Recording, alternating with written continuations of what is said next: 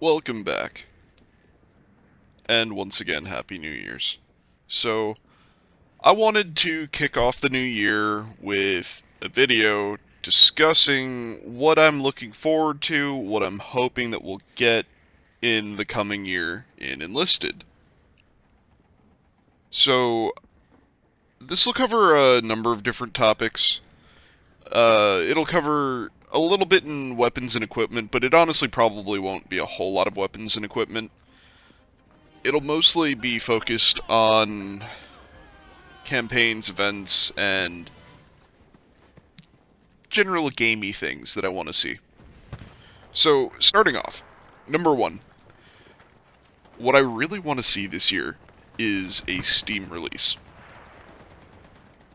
The game still has some faction population issues, and Steam releases are usually really big for games. They usually bring in a lot of players. And now that we have the new post-merge Enlisted, things are starting to come together, some of the bugs are starting to get taken care of, some of the polish is starting to get put on.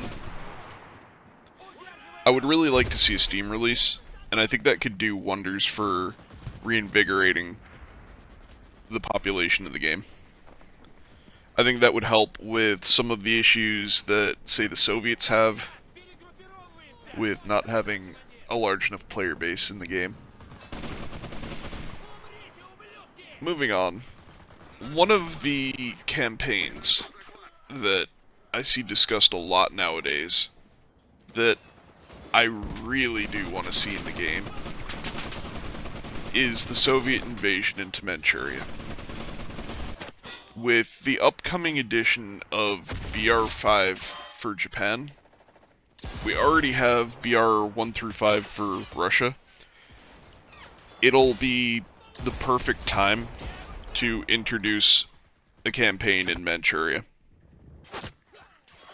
We'll be able to get some really interesting force dispositions for the Japanese. We'll be able to get true Japanese soldiers. We'll be able to get Manchurians. We'll be able to get Chinese volunteers.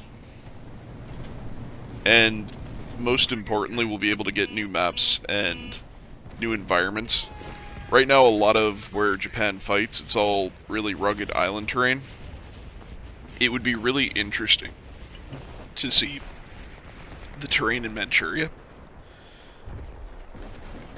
And I'm not super familiar with the terrain, but I know that there's going to be more town and city environments there that they can put in that don't exist as well on these islands. But also there should be some areas that are more mountainous, some areas that are along the coastline where they can use some of the marine elements that we already have from the Japanese campaigns. And then there also should be some pretty wide open steppe-like areas. And I think it would be really fun to be able to play the Russians and the Japanese against each other. They did actually declare war on Japan, the Soviets did, towards the end of the war. And so there was actually combat between the Japanese in Manchuria and the Soviets before the end of the war. So it's not entirely fictional. But there's also probably opportunities to say, what if the Japanese didn't surrender and the Soviets had to conquer all of Manchuria and push into China and whatnot. Moving on from there, I also, and this is staying with the same, not region, but the same Soviet faction. I would really like to see a late war Soviet campaign outside of Berlin. And I think there's a number of different campaigns that could be used for this, but I think potentially one of the best would be Operation Bagration. It took place in the summer of 1944. It was basically their operation to push the Germans out of Belarus. And I think it sits at that sweet spot between Stalingrad and between Berlin, where we don't have anything right now on the Eastern Front. So we have, on the Western Front, We have Tunisia in 42-43. We have the Americans fighting the Japanese, which is mostly 1942, but it's broad enough that even though it's all mostly on Guadalcanal, you can imagine it being a generic Pacific island, and they have equipment that wasn't available early in the war, but chronologically it's largely like 1942. They have Normandy in 1944, and now we have the Ardennes offensive, which is in the winter of 44 and the beginning of 45. So we have a pretty big area covered with the Western Allies right now. We don't really have that in the East. We basically have Moscow, Stalingrad, and Berlin. And so, yes, you've got early, mid, and late war, but the invasion into Russia was really big. It's one of, if not the largest ground invasions in human history. And then you have the entire counteroffensive to push the Germans back out. And this includes everything from the continuation war in Finland to fighting in Romania and in Czechoslovakia and whatnot. There's a lot. There's a lot to cover there. And I think taking a campaign that's in 1944 splits the difference between Stalingrad and Berlin nicely. And I think it offers them an opportunity to put in some really interesting battlefields that we don't currently see in the Soviet campaigns. So I imagine most of the battlefields will be closer in line to what we experience with Moscow, and to some extent what we experience with the Ardennes, where they're going to be much more open. And you're going to see many small villages and open fields. And I'm kind of looking forward to getting a campaign like that. Because right now, Stalingrad is exclusively city fighting. There's no action outside of Stalingrad. There's either downtown Stalingrad or there's Tractor Factory, but we don't have any of the fighting in the areas right outside Stalingrad. Likewise, if we look at Berlin, almost all of the fighting in Berlin in-game is in downtown Berlin. There's the train map, and there's the river crossing map. I don't know what they're called, but those are more in the country outside of Berlin, but even those are in pretty built-up areas. At least they're very industrial, because they're both along a rail line. So I would really like to get what's essentially a merger between the openness of the Ardennes, because I really, really like the new map design with the Ardennes, where the maps are bigger and they're more open, and there's more potential to outflank, and there's more potential to come at the enemy from different approaches. Some of the earlier maps, like in Normandy or in Tunisia, to some extent in Stalingrad, and definitely in Berlin, you're kind of funneled into these pre-established trajectories. And so I really like the Ardennes because it feels more like a battlefield with lots of different options for you to approach the objectives with. And I think with something like Bagration, you could get that. And in addition to that, you can bring in city fighting as well. There are cities all over the place. But it offers you an opportunity to bring in fighting in the Russian countryside, in Belarus in this case, but it also offers you the opportunity to put in more villages other than just the small villages that are in Moscow right now, and it offers you the option to have more of these field battles. In addition to that, I would also really like to see an early war campaign. Now, I think that if we get an early war campaign, it's probably going to be the invasion of France, which I can absolutely get behind. France was a huge military power. They have a ton of really interesting equipment, and I think that would be a huge influx to the game. If we do get it, though, I don't think it's going to be early in the year. I think that's something that we'll get around the anniversary next year, if we get it at all. And that's because right now you have a lot of British equipment and Italian equipment in the game. It would be much easier for them to put in another North African campaign or to put in the invasion of Sicily or fighting in Italy itself, which I would love to get. I think that's probably more likely because if they were to do a split in the tech trees, so that the British get their own tech tree and the Italians get their own tech tree, which I'll probably put out a separate video discussing that. I don't really think it's a good idea to split the trees, but that's because of my experience in War Thunder. Um, just to briefly say why. If they put out a new tech tree, it's good for Darkflow because you're going to get more player hours and you can sell more premiums. It's bad for players because it means you have to buy all new equipment, you have to unlock each tier again, and you're going to end, for long-standing players, you're going to end up regrinding a lot of equipment that you already have.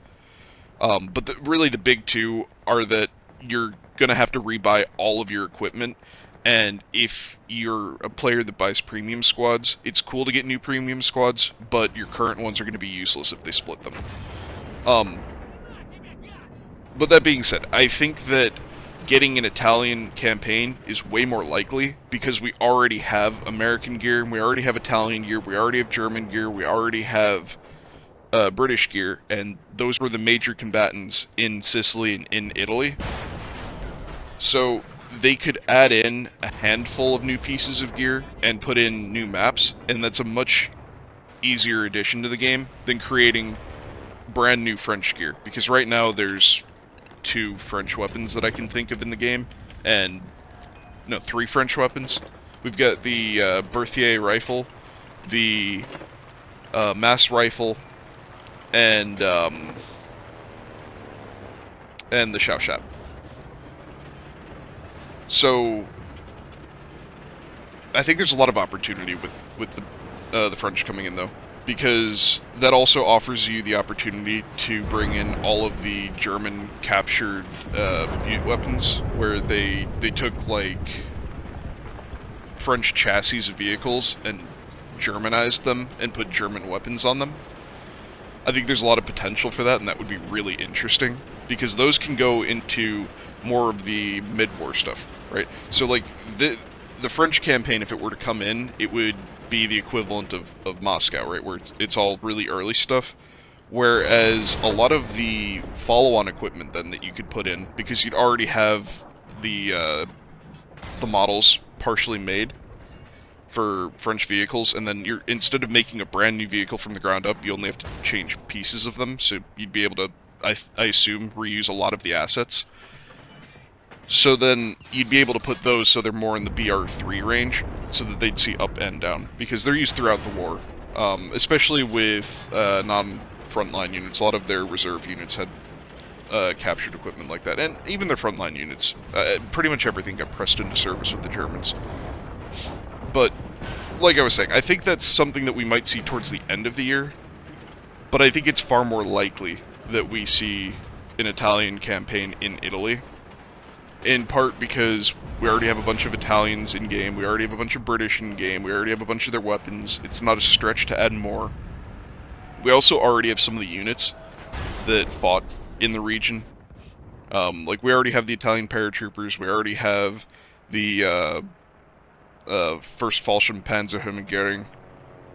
So, I think it would be cool either way. I'd be happy with either of them. I'd be happy with both of them. In general, I'm really looking forward to the new year of Enlisted content. As far as specific pieces of equipment that I would like to see, we know that we're getting the Ho-Ri, we know that we're getting the Pershing, the Super Pershing. I'm curious where that leads. We're supposed to be getting the Assault Engineers in an upcoming event.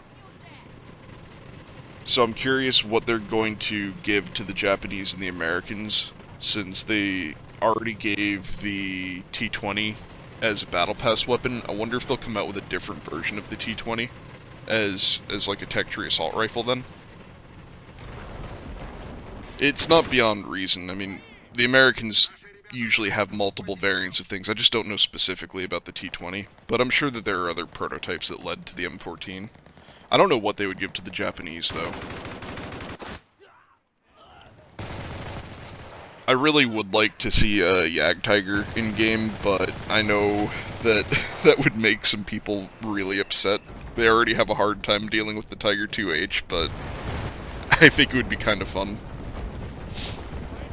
I saw somebody talking the other day about potentially adding an officer class or adding AA as its own separate class from the other vehicles. I think both of those would be decent options. I would like to see something change with the motorcycle class to reinvigorate them. Maybe add them into the APCs or give them similar mechanics. I'm not sure exactly what you would do, but I think being a 3-man squad or 2-man squad, depending on which version you have, really hampers them and really detracts from their usability. Especially with how vulnerable they are on the bike.